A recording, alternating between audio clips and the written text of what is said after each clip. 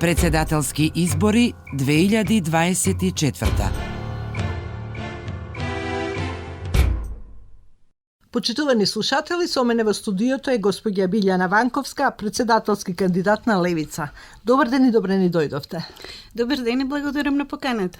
Најнапред, што ве поттикна да се кандидирате за председателка? Како помина собирањето на потписи? Да почнем со подписите, навистина една убава активистичка атмосфера, главно предводена од младите од Левица, меѓутоа и добар број на граѓани кои се сетија на мене, иако ме нема подолго време во јавноста, во медиумите, веројатно сум оставила некоја трага во времето, да цитирам една ваша емисија од Македонското радио. Така што сето тоа заврши во најубав можен ред, ете со потврда од ДИК. Многу сме среќни што не користевме нотари, никакви дополнителни средства, туку се беше толку колку што сметавме дека во тој момент е потребно да се ангажира. А што ме поттикна? Јас сум еден човек што не е тешко да го поттикнете ако го допрете во вистинската точка, а таа вистинска точка беше тешкотиите во кои живееме, потребата на една млада генерација, релативно затоа што сум ја доста постара од нив, да им се даде поттик и да се чекори заедно. И третата работа е фактот дека јас не сум салонски интелектуалец, никогаш не сум ни била, дури тогаш кога бев наводно повлечена колумни, фејсбук активизам, појава на протести, сите тие што беа во меѓувреме можеа да ме видат по улиците, така што еве сега во официјална битка. Врз кои начела ја градите вашата платформа? Начелата на кои се подпира мојата програма се левичарски. Значи идеолошки јас нема да бидам ниту во сива зона, центар према лево, центар према десно или без оглед како другите тоа го толкуваат. А моите принципи се принципи на градење на мир, антиимпериализам, антимилитаризам, отварање кон светот, градење пријателства наместо непријателства и студено воена атмосфера и фокус на конкретните македонски национални интереси, кои мислам дека во изминатите години беа жртвувани заради некои туѓи, како што се евроатлантски или европски или како да ги наречеме, така што се на се она што ја дефинира модерната левица денес во 21. век ќе се најде во мојата програма. И се наоѓа. Ја споменавте, влезот во Европската Унија е болна точка и неостварена желба досега. Постои ли алтернатива според вас? Која е нашата реалност по ова прашање? Алтернатива мора да постои, особено затоа што 30 години тапкаме во место, држајќи се до таа единствена алтернатива, како што велат, речиси сите мои против кандидати. Ако таа алтернатива не дала резултати, односно дала резултати кои се погубни, кои ја ги нарекувам Македонија е се што немаме, тогаш мора, ако сакаме да обстоиме, да се зафатиме со отварање на нови патишта. Ја не велам да се уриваат некои мостови зад нас, во смисла не го урива и мостот зад тебе, меѓутоа гради нови, така што моето гледање на светот е модерно, мултиполарно. Не верувам дека сме уште во ерата на некој униполаризам или студена војна, туку јас сакам да го гледаме светот во боите на, да речам, спектарот кој се нуди и се што е од национален интерес, особено економски интерес, развоен интерес, тоа ќе биде главно во мојата агенда. А НАТО? НАТО не. НАТО, јас лично не сум била никогаш за НАТО и како професор по мировни студии се разбира, од тогаш се потврдија сите мои скептични предвидувања за тоа каде се движи светот во една глобална милитаризација. Гледано, тоа резултира и со војни конкретни во кои сега додека зборуваме умираат луѓе, така што мене ми дојде многу згодно тоа што и партијата што ме поддржува го има во својата изборна програма и тука си се најдов. Така што ние мислиме дека воената неутралност е она што и треба на една мала, сиромашна држава каква што е Македонија. Се залагате за укинување на договори за кои има и меѓународна гаранција, Преспанскиот, Охридскиот, па договорот со Бугарија. Постои ли правна сила за тоа? Прво треба да има политичка волја, правни начини постојат. Тоа што кај нас недостасува е храброста, политичката волја и затоа на народот, на граѓаните им се представува дека е нешто исклесано во камен, дека е нешто непроменливо, дека без него ќе се урне светот и не знам ние кај ќе завршиме. Ништо на светот не е вечно. Ние доаѓаме па сега и од некои генерации во кои исто дека не учеа дека некои работи се свети и непроменливи, па видовме дека се уриваат цели идеологови, блокови и така натаму. Така што сега се наоѓаме во ново време. Јас во мојата програма дефинитивно имам значи една таква радикална платформа во која едно по едно во 5-годишен период, значи да не помислат граѓаните дека ќе дојдам и веднаш, ништо не се прави веднаш. За се постои една постапка која трае во одредени ситуации како што е договорот со Бугарија 1 година. Излегувањето од НАТО бара 1 година. Значи постојат процедури кои се предвидени и се до тоа во време на кампањата ќе биде елаборирано, граѓаните ќе можат да чуят дали сум убедлива, кредибилна или зборувам напамет. Читав неодамна ваша изјава околу европски и македонски председателка. Ваше објаснување и мислење околу тоа? Има кандидати кои веруваат дека им пркосат не само на законите на меѓународните односи и на логиката на менување на светот во кој живееме, туку дури и на географијата и природните закони. За нив сонцето изгрева на запад. Според мене сонцето изгрева на исток и тоа е нешто што сме го учеле во основно училиште и мислам дека е непроменето од тогаш. Целава приказна за тоа дека избираме европски председател почива на погрешна премиса, односно предпоставка дека ние сме дел на Европската унија и дека бираме председател на Европскиот совет. А ние бираме македонски председател. Всушност, ќе се обидеме да го избереме. Значи, јас мислам дека еве предизвик, јас сум тука токму со таа намера да им речам на граѓаните, и тоа е еден од моите слогани, ќе ви го кажам. Ако сакате државата да не ви ја водат амбасадори, изберете лично со храброст и интегритет, која ќе ви биде председател наместо амбасадорката, која често се појавува на места каде што и не е место. Така што целата таа приказна за европеизација, особено кога дојде од луѓе кои немаат ништо заедничко со параметрите, барем на приказната за Европска унија, како идеална творба, правна, политичка, копенхашки критериуми. Тие со своето владење ги погазија сите принципи кои се таму запишани, а сега себе се представуваат како проевропски сили, за разлика од мене, например, за која отворено велат не е добре дојдена, таа не е за европска перспектива. Така што ќе ги оставиме со нивното мислење. Левица ги освоила срцата на младите кои сакаат пристоен живот и кои веруваат дека вреди да останат во земјата. Ете, борбата е тешка, меѓутоа оваа генерација на левица која вели доста си игравте или си играте со погрешна генерација, во смисла порасна, тоа не се млади луѓе, со зрели луѓе, иако себе се нарекуваат деца на транзицијата, тие биле во 90-тите, меѓутоа сега е 2024 година, а тие веќе размислуваат за своите деца кои се повеќе од ден на ден растат, им стасуваат до рамениците или веќе размислуваат за нивната иднина. Така што демографскиот фактор е дефинитивно една болна точка во македонското општество, меѓутоа и на балканскиот регион истата ситуација се случува, не само на одлив на мозоци, туку и раѓање помалку деца, старење на генерации кои живеат тука, така што за нив, па и за мене, ова е да се биде или не. Е сега како? Преку отварање на оние економски перспективи, бидејќи досега ни продаваа плацебо политички флоскули од типот Европска унија, па ќе биде рај, мет и млеко ќе тече. Се ќе и тоа во политичка смисла. Значи, ние треба да се зафатиме со економија. Имаме прекрасно мало парченце земја, почва, вода, се уште додека не ни грабнале комшиите или некој друг, така што ние тие своји природни погодности мораме да ги искористиме во национален интерес. Председателот, поточно председателката, треба да обединува, да ги брани интересите на својата земја, да биде лидерка со став, со карактер и да биде председателка на сите граѓани. Може ли како ова да се успее во услови на поделеност, нетрпеливост по многу основи? Па да, поделеност е првично нешто што го негува и овој политички слој кој владее со оваа земја и овие етнички ровови и делби кои тие ги подигнаа на ниво на прашање на војна и мир, дури би рекла дека го злоупотребуваат и радикализираат, запоставувајќи една социјална димензија. Јас ќе бидам председател на сите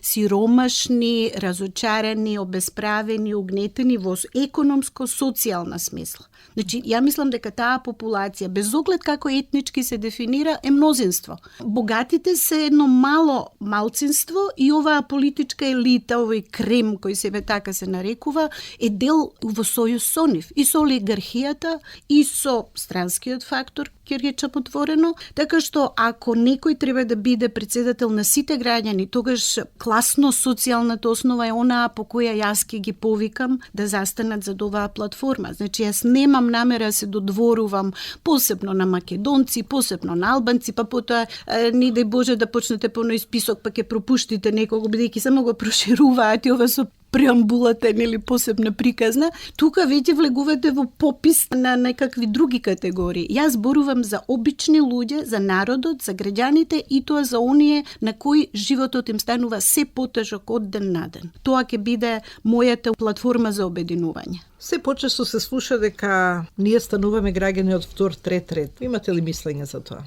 Мора да се почитува мислењето на граѓаните, без оглед дали е колку е точно, како е точно. Ако некој не се завадење чувствува... пасоши, завадење лични карти, тоа секојдневно го чувствуваме искрено тоа и ме интересира вашето мислење околу тоа. Да, значи ние сме жртви на дискриминација по различни основи. Една од нив е токму и оваа што вие конкретно ја спомнавте како еден пластичен пример кој се уште врежан и трае меѓу нас, така што дефинитивно, ако твојата држава те третира како поданик, како некој што мора да слуша, кој ако не слуша ќе добие казна, па уште или ќе го етикетираат или ќе изгубат работа. Ко почнавме разговорот со собирањето потписи, таму не сакав меѓутоа еве го моментот да го кажам. Стравот кој постои меѓу обичните луѓе е неверојатен од државата, од својата држава. Тие се плашат да одат пред државен орган и да си изразат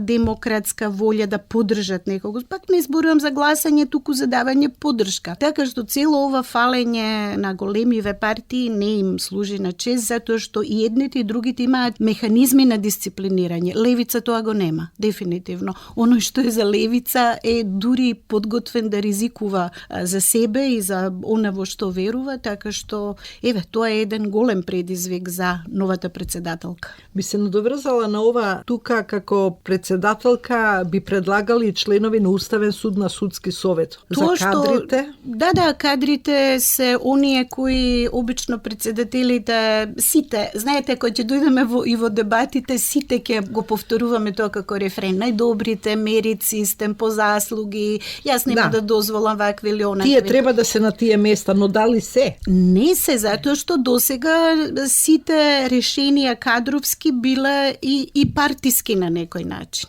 Јас ќе го кажам веројатно она истото што ќе ви го кажат сите кандидати, дека и јас ќе се трудам. Меѓутоа, она што плюс ќе го додадам е дека оние кадри кои во било кој од овие институции председателот може и зависи нели сега и од мандатот ќе се создаде таа можност за предлагање, ќе води сметка како си ја вршат функцијата и ако не е задоволен, односно не сум задоволна, иако е мој кадар, јас имам морална обврска и право да кажам дека тој и тој не постапува онака како што сме очекувале и тоа око на некаква морална и политичка контрола мора да остане отворено. Не си ја завршил председателот работата ако именувал неколку, дал неколку имиња и потоа добро. Не, а тој има одговорност за оние за кои ги дал, бидејќи стои и со својот авторитет за тие имиња. Тука и македонската дипломатија, морам да ја споменам. Таа треба да е лице на земјата, нели? Додека школуваните дипломати чекаат, други ги заземаат нивните позиции на свој начин.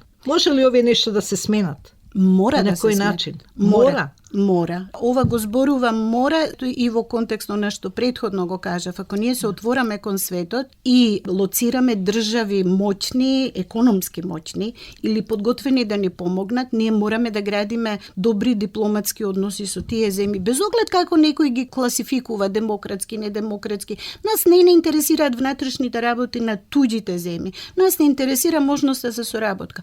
Меѓутоа, за таа работа ни требаат извонредни дипломати. Дипломатите не може да биде прибежиште за партиски војници кои го отслужиле своите или за телевизиски водителки. Мојата идеја е, меѓу другото, вие споменавте школувани дипломати, и ние имаме дипломати од професија и од кариера, меѓутоа нам ни фали и дипломатска. Гледаме и пред самиве избори какви кадри одеднаш преку ноќ отидоа генерални конзули. Знаете, тука има една збрка и околу надлежностите на председателот и владата. Владата во законот за надворешни работи си ги приграбила дел од, да речам, надлежностите што по природата на нештата би му припаѓале и на председателот, така да може своите партиски кадри да си ги прати во Венеција, сопругат у Венеција, сопругот во Рим. Така што за таа работа прво една, како да речам, да не звучам грубо, чистка, ама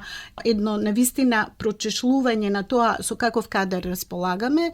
Председателот е тој што го дава конечниот збор по предлог на владата, меѓутоа ако тоа не оди, ќе имаме сериозни проблеми. Јас ќе инсистирам да пополниме и места кои се празни, кои е недозволиво или ќе има и отповикувања.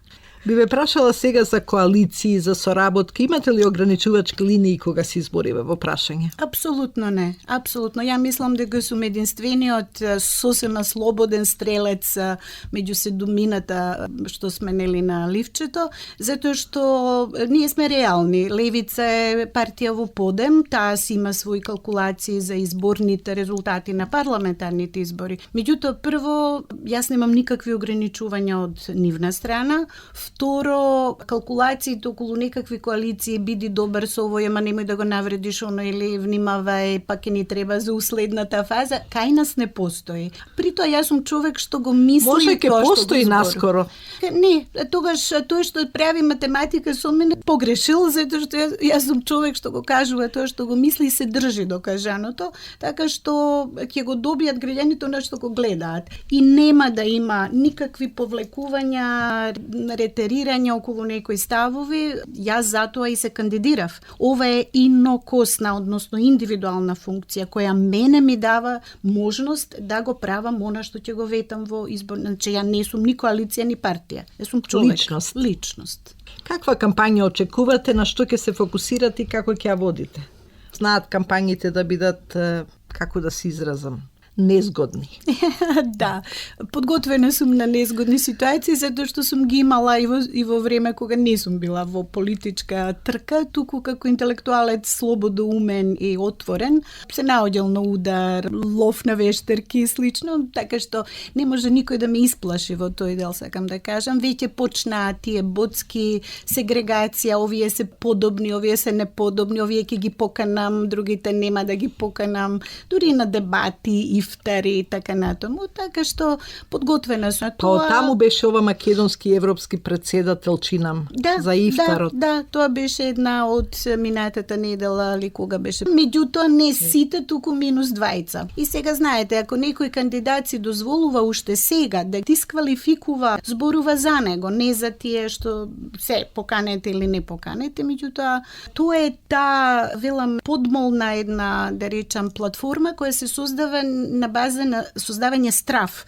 Овие се недоволно западни, овие се недоволно европејци, овие се деструктивни или ултра ова или она. Нашата кампања ќе видат граѓаните, значи е скромно замислена, затоа што и средствата со кои располагаме се реално скромни. При тоа пристапот до медиуми не е многу важен и затоа сме и благодарни за оваа можност. Ќе ги користиме и социјалните медиуми, и личните контакти. видите во однос на она фер-нефер. Не знам како да ви кажам, јас дојдам, односно сум во близина со едни двајца пратеници кои направија скандал во собранието, скандал под наводници, нели онаа сцена околу донесувањето на деловникот. И сега вие не можете од мене да очекувате јас да бидам баш онаа фина господја дама. Ако овие луѓе имаат храброст да покажат револт, и ја мислам дека оној што не покажува револт во вакво општество, кој гнило, веќе не знам до кој слој удоле, ние копаме. Значи, сме стасали до дното и копаме.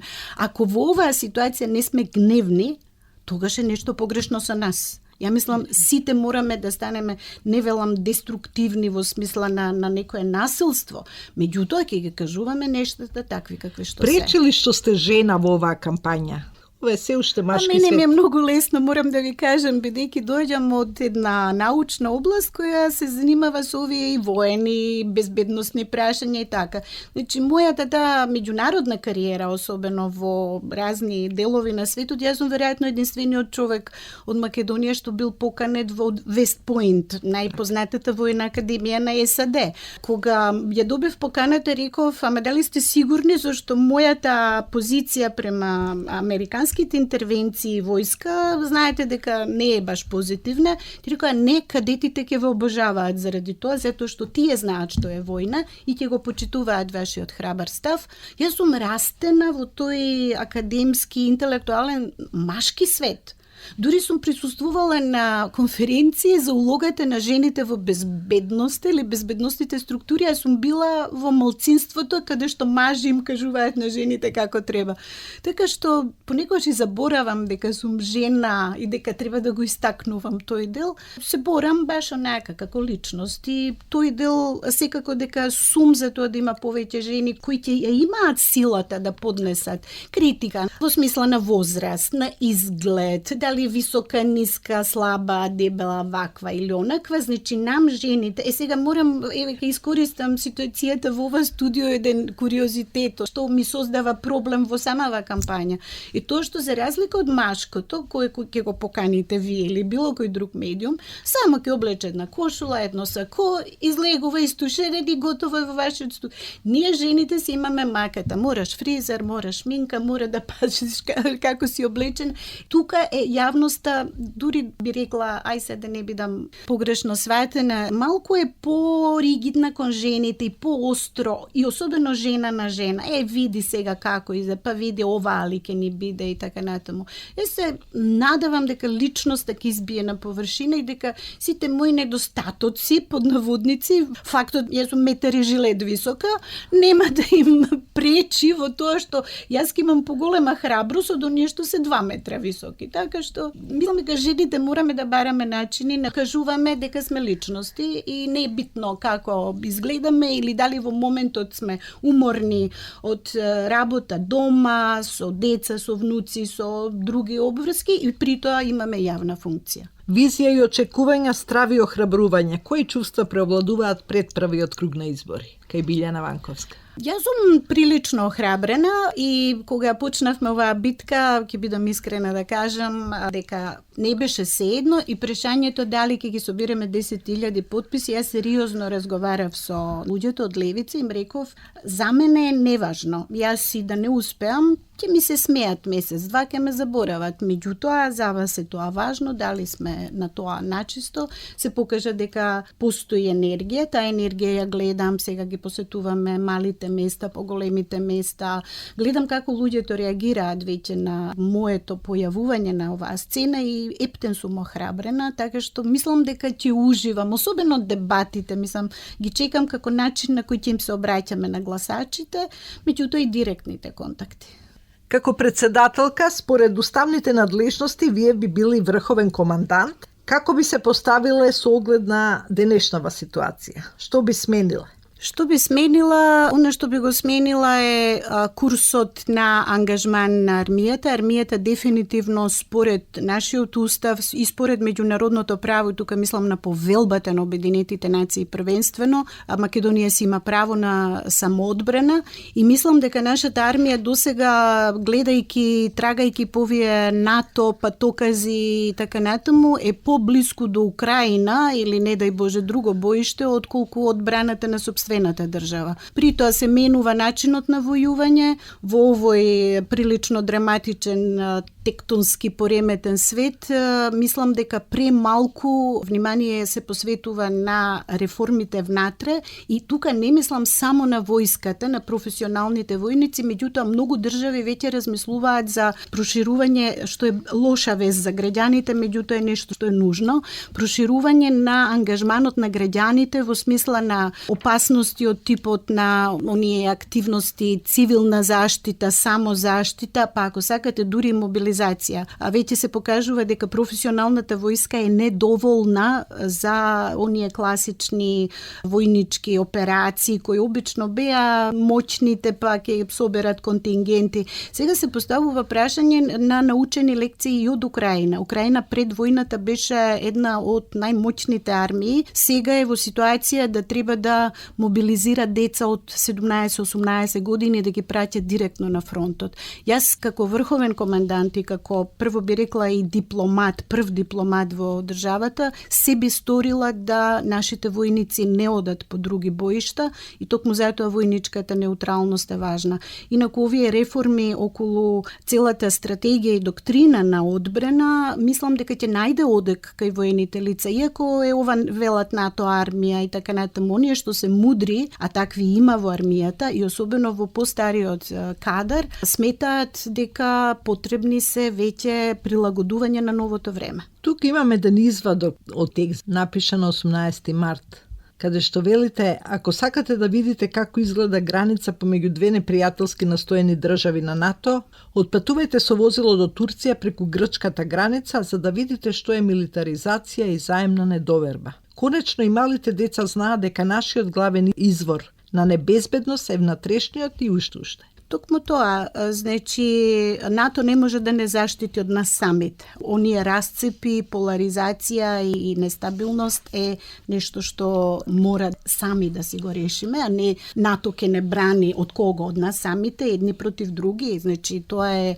едно најлошо можно сценарио на лошо водење на државата, додека ова примерот со Грција и Турција е само пластична илустрација на нешто што во реалниот свет доаѓа до ивица на воен конфликт. Значи, знаете колку блиски соседи се, особено поморски Грција и Турција, прашањето на Кипар и така натаму. Ако толку години членство на НАТО не направи од нив пријателски држави и не им ги релаксира тие односи, тоа покажува дека НАТО не е одговор на сите проблеми. Нашата граница со Грција е една пристојна граница во која и нема некои драматични сцени. Меѓутоа, ова ваму кои ќе ги видите со полна воена опрема и како се гледаат, тоа е навистина загрижувачки и поука дека НАТО не значи дека членките што се внатре се во голема љубов. Таму има расцепи од различни видови и Турција е еден моćен фактор тука, а Грција прилично исплашена од својот НАТО партнер. Добро, обично се прашува, сметате ли дека ќе влезете во вториот круг или не сакате да одговорите? Не, ќе ви одговорам. Тоа ми го кажа неколку луѓе кои многу ги сакам и кои ги почитувам, кои ми рекоа немој случајно да ти падне на памет да си речеш во себе. Значи себе си, не вака јавно. Важно е да учествуваш, не е важно да победиш. Не. Овде е битка за победа. Значи, малку убаво забележавте. Тоа прашање е малку веќе избледено, веќе стана флоскула. Ја мислам дека ни еден кандидат кој се нафатил на оваа трка, која не е лесна, која бара напор, се влегува да се победи. Сега, ако ја почнам на граѓаните да им викам на гласачите, па знаете, ја може би нема. Не, јас сум убедена дека имам шанси, особено затоа што сме се думина. Ке се подели гласачкото тело, фаворитот од прилика се знае, или барем така тврдат овие експерти за јавно мислење. Второто место е сепак достижна работа. Во вториот круг би било многу интересно. Каде продолжува и се гледа Билјана Ванковска после председателските избори? Ке видиме како ќе го остварам тој мандат. Председателот може да бара и втор мандат, како што сега прави овој актуелниот Стево Пендаровски, така што еве нека не звучи преоптимистички. Јас можам да ветам од ова место и од било кое друго дека ќе дадам максимум од себе за Македонија, за македонскиот народ и за обичниот човек, оној кој е заборавен од сите власти, од сите влади, од сите досегашни председатели кои го повикуваат само на денот на изборите. Јас мислам дека би имала 5-годишен бурен мандат во кој би започнала овие работи што ги кажав. Јас сум свесна дека бараат време, што значи дека дури ако го смениме курсот или зафатиме да се отвараме кон светот за да оправиме нешто, бидејќи сме на дното, тогаш 10 годишен мандат ќе биде таман за да некои работи дадат плод. Јас ви благодарам на разговорот и ви посакувам многу успех. Ви благодарам и вам за можност. Поздрав до слушателите. Председателски избори 2024.